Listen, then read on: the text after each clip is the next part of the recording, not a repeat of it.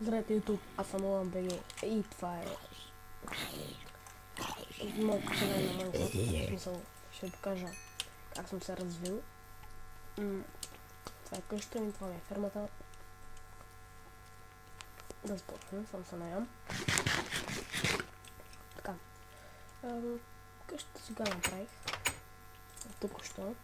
И не съм обзвеждал. Ето. Леглото, където стоя. И това. Така.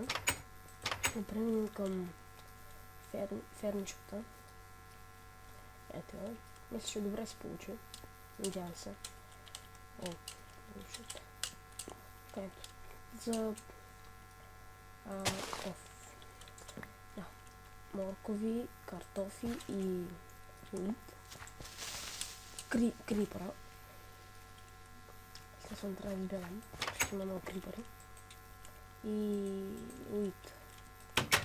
Къде съм взел опит, къде съм си взел морковите и картофите. Намерих селото в саваната, има едно село.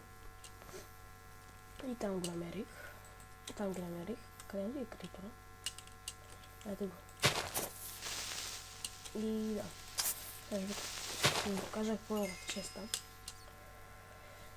Доста неща. 23 дена това ще бях. 21 така книги от селото отново и ето 3 стака моркови. Уит. Виждам ги за хляб, където е. Ето някъде така. Стаки ялаки от всички тези дървета. Тук, значи това селото беше в дървета. Ето това така всичко.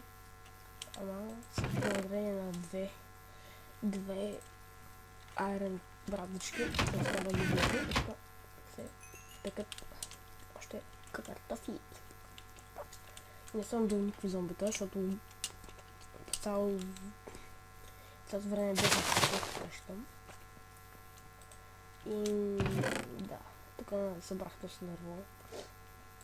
Сега ще го обработя и ще направя честване. И ще преместя естествено айтемите от едната. От тук, там ще ги преместя. Ма не е сега смисъл.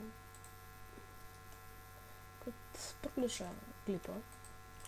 Да, това ще ми е за първия клип в YouTube. Не да имам много гледания, но това си го знам.